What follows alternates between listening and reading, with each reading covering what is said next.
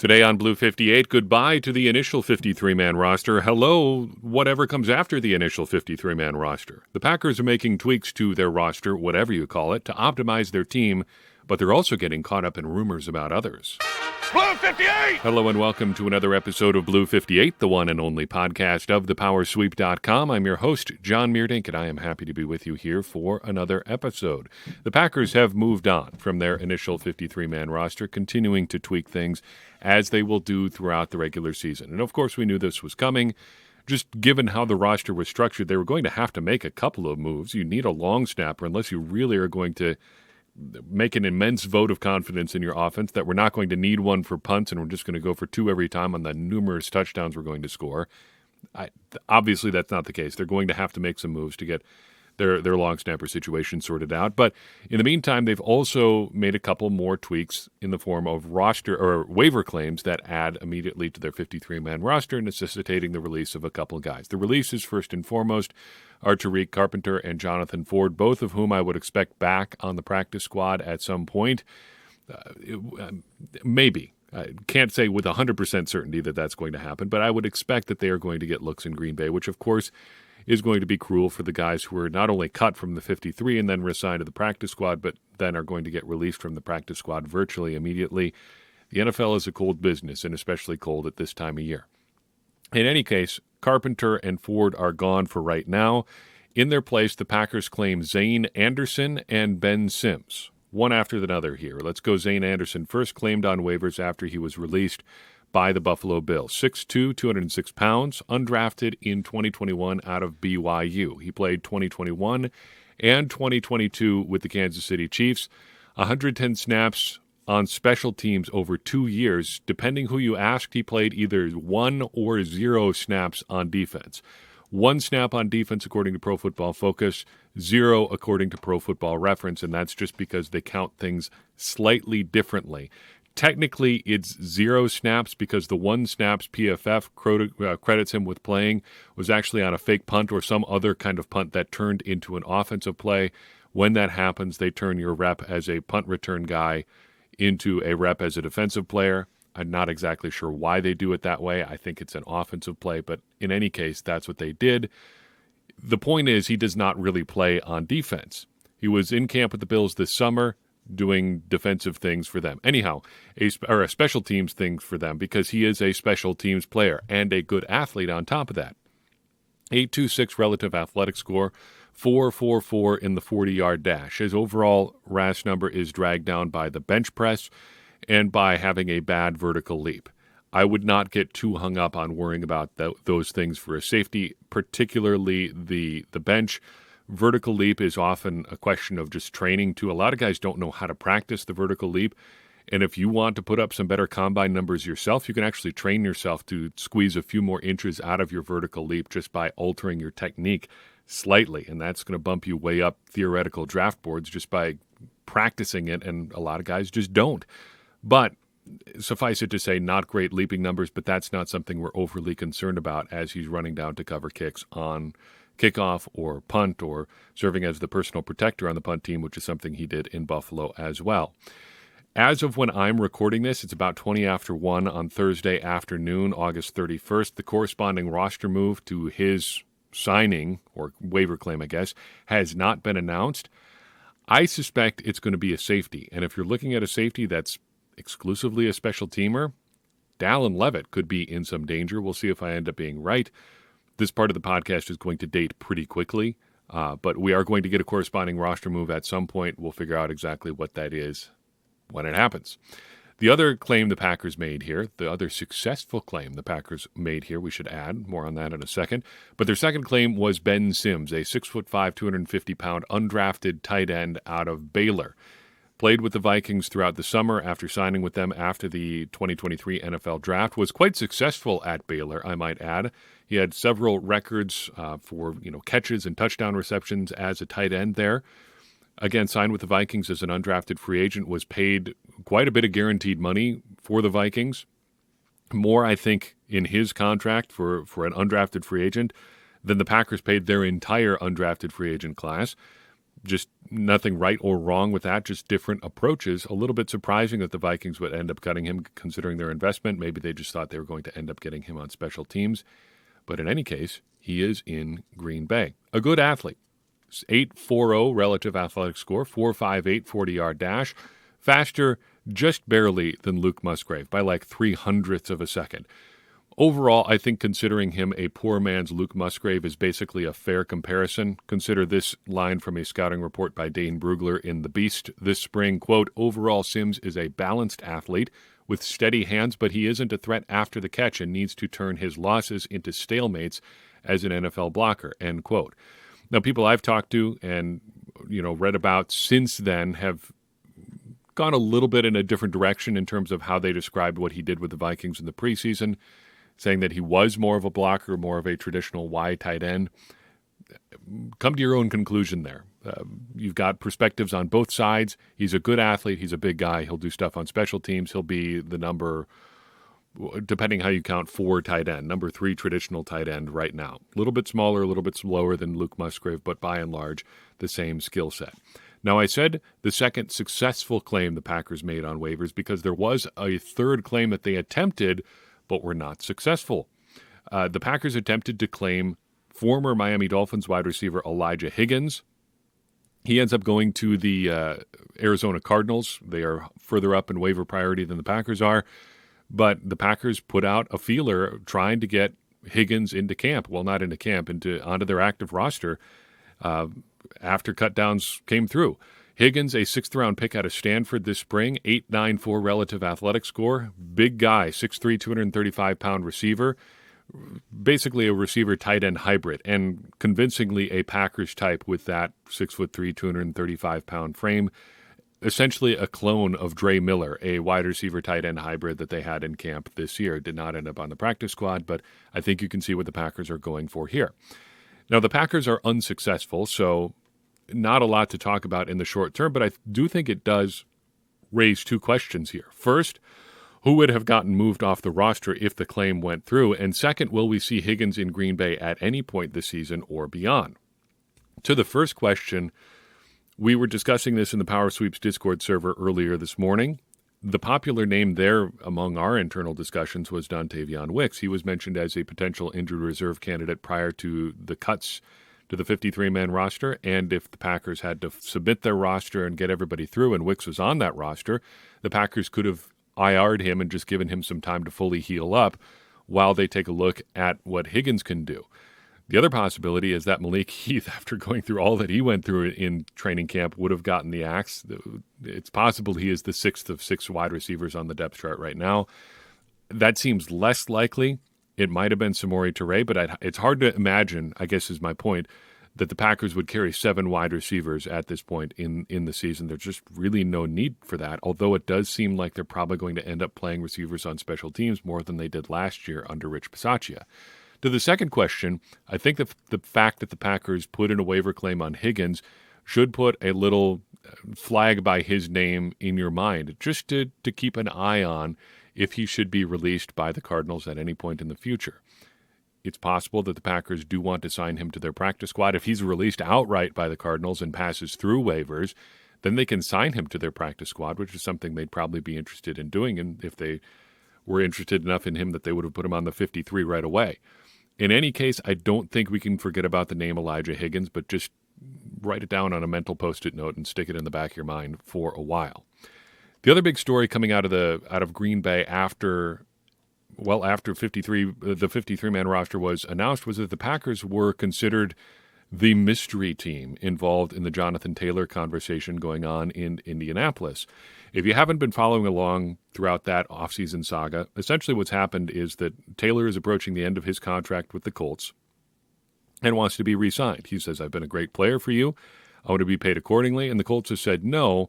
Then he said, I would like to be traded. They also said, well, sure, I guess, take a look, but we think you're too valuable to trade, so we're going to ask for the moon if anybody decides to to explore that, which kind of made, apparently, Jonathan Taylor even more frustrated, and you would understand why that is. He's saying, I'm super valuable to you, pay me accordingly, and they say no, and then he says, okay, trade me, and they say yes, but you're so valuable to us that we won't trade you unless they give us the moon. Do you see how there might be some frustrating cognitive dissonance there for Jonathan Taylor? You say, I'm not valuable enough to pay, but I'm too valuable to let leave for anything other than a king's ransom. Where do I factor in here? Where does what I want factor in? I would be frustrated too. Ultimately, he did get permission to seek a trade. The Dolphins were the leading candidate to receive his services there, along with a supposed mystery team, which has turned out to be the Packers. Now, apparently, according to some sources, not my sources, but some sources reporting out there, it never got more involved than a Packers scout talking to someone with the Colts. My impression is that this is a story that has come out of Colts camp. They let Taylor seek a trade. Now they're leaking things on their end, saying, yeah, these were the teams that were interested, that were calling, making it look at least a little bit from their end like we're trying here, we're looking at options, but it doesn't seem like things ever got terribly far with the Packers. I take issue with other reporting, especially headlines now that are saying that the Packers were quote-unquote in talks with the Colts about Taylor. That seems like a little bit of a stretch. It doesn't really sound like there was any substantive conversations about Taylor coming to Green Bay or the Packers offering any kind of trade compensation for Taylor. But it's not zero interest either. You can't really say the Packers were in talks, or you could say they were technically in talks, given that they did at least have a cursory conversation about Taylor. So it's not zero. Their level of interest in acquiring Jonathan Taylor is not zero. And as we say so frequently this time of year, nothing is nothing. So I think we should at least talk through it. Let's look at this from both sides. Why would it be worth considering trading for Taylor? And then maybe why might it be a bad idea? First and foremost, Jonathan Taylor is a good player. That seems to be lost a lot in a lot of roster conversations about, optimization. What's the ideal way to build a team? I think especially among some of my friends in the analytics community who, whether or not players are good seems to matter less sometimes than what position they play within the optimal analytics structure for a roster. You can still win with different kinds of good players. Yeah, running back might not be as valuable as some other positions, but adding a good player to your team is a good thing to do. Getting good players for your roster is the goal here, and he is a good one. So let's not forget that Jonathan Taylor is actually good among conversations about optimization and things like that. More appropriately, or more specifically to the Packers, they have some uncertainty at running back next year. Aaron Jones' cap hit is going to go way up. A.J. Dillon is a free agent. And beyond that, you've got Emmanuel Wilson and Patrick Taylor. You could use some help at running back, if not right this second, a little ways down the road. It's also a good idea to add more talent to help your young talent. I don't know if you've heard, but the Packers have a fairly young roster. I believe they are the youngest in the NFL, at least as when the rosters became official on Tuesday afternoon. They were the youngest team in the entire NFL by average age, like 24.9 years or something like that. Adding a good player is only going to help those other young players on their way to becoming good players because it lowers the pressure on them. In addition, the Packers have a really good offensive line. Adding maybe not a really good offensive line, but they have a strong offensive line overall. I think that's fair. Let's put it that way. They have a strong offensive line overall. They may not be the best in the league. They are far from the worst in the league. Adding that to a good running back, which they've already done in Aaron Jones, adding Jonathan Taylor to that, seems like a recipe for success. It seems like you could do some good things there. It's not insane to want to add Jonathan Taylor, but there are some downsides there too. First, there's the thing that I always bring up when it comes to trades, the double cost of a trade. You have to pay to get him, and then you have to pay to keep him. The Packers are in a situation where they're just going to be getting free from an expensive running back contract in Aaron Jones if you assume that they're going to cut him next year. And I guess, as I've said on this podcast before, I don't know if we can assume that necessarily given how they've handled things. Ideally, yes, you would probably not be paying a running back going into his age 30 season, what the Packers figure to be paying Aaron Jones next year. but you never know. Ideally, though, you're not going to be paying a running back, whatever it is, $17 million in cap space next year. If the Packers are just getting out of that, why would you want to add another heavy compensation running back contract to your books just as you're getting out of, your cap frustration era right now? The double compensation thing is a problem. All of his issues with the Colts hinge on salary, so you are going to have to extend him, and then you're also going to have to pay to get him. And that aspect is another problem here. What would the Packers even trade? Theoretically, the Packers have 2 first-round picks next year. Assuming Aaron Rodgers plays 65% of snaps for the Jets this year, the Packers are going to get the Jets' first-round pick. I don't want to give up either of the first-round picks that the Packers are going to have for a running back who's already played several NFL seasons and is currently on the physically unable to perform list, to the extent that you want to believe that he's actually unable to perform for the Colts right now. Would the Colts take a second-round pick? I'm not sure I'm entirely excited about that either, though I'd feel better about that than giving up a first-round pick. And if the Packers do have 2 first-round picks, well, then maybe you're in a conversation there. If you're giving up players, do you give up somebody like Josh Nijman? Would the Colts take Josh Nijman? Would you give up A.J. Dillon? Would you do both of them together? Would you nuke your locker room and trade Aaron Jones? Probably the closest thing to the overall leader of the locker room right now. I'm not sure there's a compensation package that really makes a ton of sense for the Packers there. There's the other issue of production. Now, we talked about how important it is to get good players, and it is, but I think there is an aspect of needing to have the running back conversation here too. You can probably duplicate his production with volume. I have noticed a subtle shift about the conversation, or around the conversations about running backs mattering or not mattering. People don't seem to describe it as a one-to-one replacement for elite players anymore, just getting a bunch of decent running backs. Nobody seems to really say, well, you can find whatever player, an Aaron Jones or a star running back in undrafted free agency anymore or whatever. Now it seems to be more along the lines of you could get 80% of the production of an elite running back in day 3 of the draft, which is different in, I think, a significant way. But even if you take issues with the particulars, I think the overall thrust is true. Even if you don't get all your production from one running back, you can probably get fairly comparable production, or 3/4 to 80% of the same production with a couple pretty good backs. I think that is worth remembering. Overall, I think the bottom line here is that it's funny that we got to the should the Packers trade for blank player so early this year, because we have those kind of conversations each and every season. It's funny that it's just happening right now, here at the end of August. That's how it's going to go. Sooner or later, we're going to get into trade discussions with the Packers. We just happen to have landed on one here at the end of August. Wanted to close out today by just giving a quick overview of a few of the things that we're going to be tracking at thepowersweep.com this year. We do what I've taken to calling custom stats at thepowersweep.com, just a few things that we track either by compiling stats from elsewhere into one kind of database or keep track of by ourselves. They're not advanced stats. We're not doing advanced math or anything like that. It's just a way to give you a perspective on the team that you might not find anywhere else. But there are 4 big areas that I want to keep track of each and every year. The first is Jordan Love's adjusted net yards per attempt over time.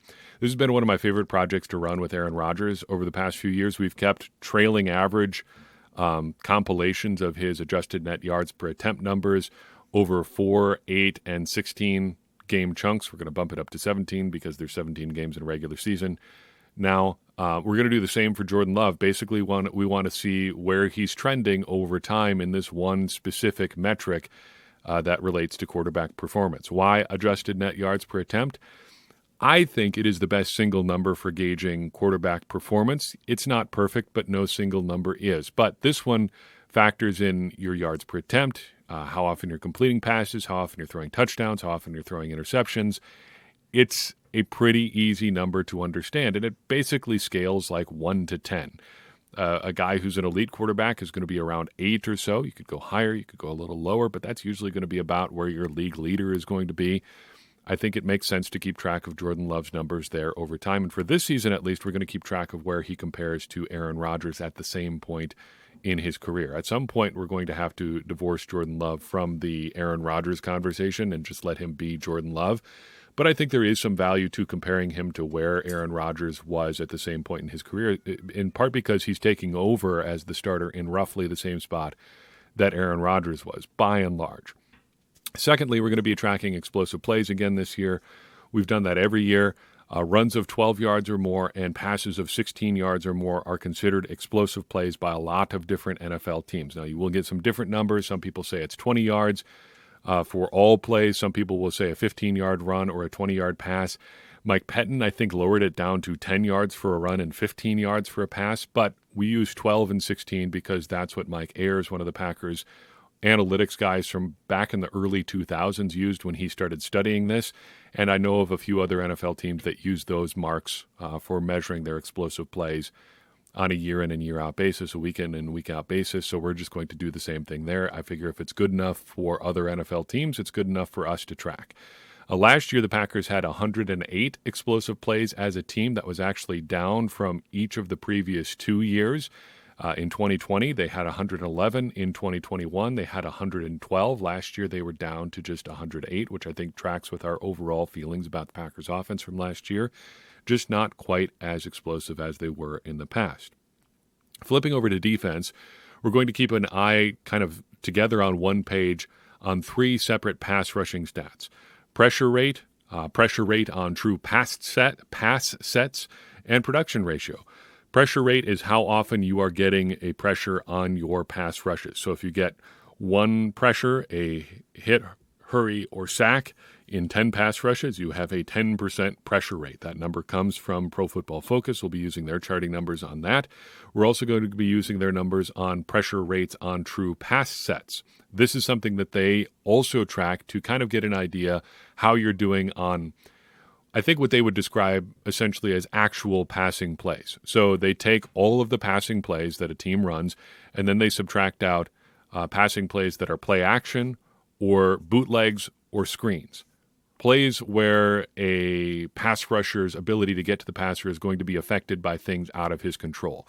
Consider if you are a left defensive end or left outside linebacker rushing against the right tackle and the quarterback bootlegs toward left tackle away from you, it's going to be harder for you to get a pressure on the quarterback in a situation like that than it would be if he was just doing a straight drop back, and it is something that is entirely out of your control. It's going to be harder for you to get a pressure, but it's not because you're not doing a good job getting past your blocker or the blocker is just handling you or whatever. It's because the quarterback ran away from you before you could really do anything at all. Screen passes are the same sort of deal. Play action passes, it's easier to get pressure sometimes because the quarterback is going to hold on to the ball longer. So just the straight drop back passes, how often are you beating the guy in front of you? We're going to be tracking that this year as well. Production ratio is one that we track for all of our draft coverage, and it's worth continuing into the regular season. This is developed by Pat Kerwin. We talk about it, or we've discussed it in connection to the book Take Your Eye Off the Ball again and again over the years, but basically it's how often you're getting a sack or tackle for loss per game. You add up sacks and tackles for loss, you divide it by the number of games played. It should give you a pretty good idea of how a guy is affecting plays in the opposing backfield. You want a ratio of at least 1-to-1 sacks and tackles for loss per game. So every game you play, you want either one of those. Elite guys tend to have like 1.25 to 1.5 or better. His first year with the Packers, Zadarius Smith was well over 2, one of the best seasons we've ever recorded in the time that you have a data available to measure things like sacks and tackles for loss. It's, I think, more of a curiosity at this point than a truly accurate measure of how productive a guy is being, because it can be manipulated like all stats can in ways that don't necessarily reflect what a guy is doing. But over time, it does give you, I think, an idea of who your good pass rushers and who your bad pass rushers are. Finally, on defense, we're going to be tracking ball hawks again. Ball hawks are plays on the ball. The first person I saw refer to this as an actual metric was Bob McGinn, then of the Milwaukee Journal-Sentinel. It's all your plays on the ball on defense. So passes defensed, interceptions, sacks, and forced fumbles. Who is getting the most of those? It should kind of give a reflection of your overall defensive success. There have been some changes in this number over the years. generally speaking, the Packers ball hawks as a team have trended down since about 2009 or so, dating back to the start of the Dom Capers era. It's just been harder for defenses to make plays on the ball as the NFL has really changed to a more quick passing game than a deep passing game. Nevertheless, the more plays that your defense makes on the ball, the better your defense tends to perform. Last year, the Packers saw a significant drop-off in their ball hawks from 2021. They were at 140 in 2021. That dropped down to 126 as a team in 2022. That's lower than all but 1 year of the Mike Pettin era, if you're looking for a comparison there. We are making one change to something that we are tracking this year. As of right now, I'm not planning to do any Packers polling this year, so our Twitter polls are going to be going away for this year. Honestly, it's just an availability of technology issue. I'm not confident in our ability to conduct polls via Twitter throughout the entire NFL season, just given how that site seems to be operating right now. And I haven't found a good enough replacement to make me feel confident that this is something that we could reliably do on a week-in, week-out basis. And to be completely honest, there were some significant vulnerabilities in the process as it stood. Given that it's not really a super scientific poll, it varies a lot depending on just who's online when we happen to be running the poll. I think this is just something we need to discontinue for right now unless we can get some sort of replacement here. If you've got an idea in mind, let me know. I'm happy to hear it, but things like SurveyMonkey and a couple of the other popular polling options out there look like they are probably too cost prohibitive for what we would need to do, and it's going to be difficult to get it to people anyway. So unfortunately, it looks like that's something that we're just going to have to let go of for this year. I'm bummed. It's not ideal, but you can't do everything all of the time, and it takes something off my plate that I don't have to do, and I can put something else in there. And as I frequently tell my wife, I'm just hurting for things to do. Like I just never have enough things to do. So why not just keep adding more as I free up some more time here by taking at least one part of doing Blue 58 and the Power Sweep off my plate. In any case, that's what we're going to be tracking this year. I look forward to offering those things to you throughout the season. We'll refer to them often, and they will be available for your consumption at your leisure at thepowersweep.com. So hope you enjoy tracking those things along with us throughout the 2023 NFL season. That's all I've got for you in this episode of Blue 58. I appreciate you tuning in. I would appreciate it even more if you would take a second and share this episode or any episode of Blue 58 with someone you would think would enjoy it. That's going to help more people find the show and get more people involved in this conversation you and I are having around the Green Bay Packers, which in turn should make all of us, me included, smarter Packers fans. And as I always say, smarter Packers fans are better Packers fans, and better Packers fans are what we all want to be. I'm your host, John Meerdink. We'll see you next time on Blue 58.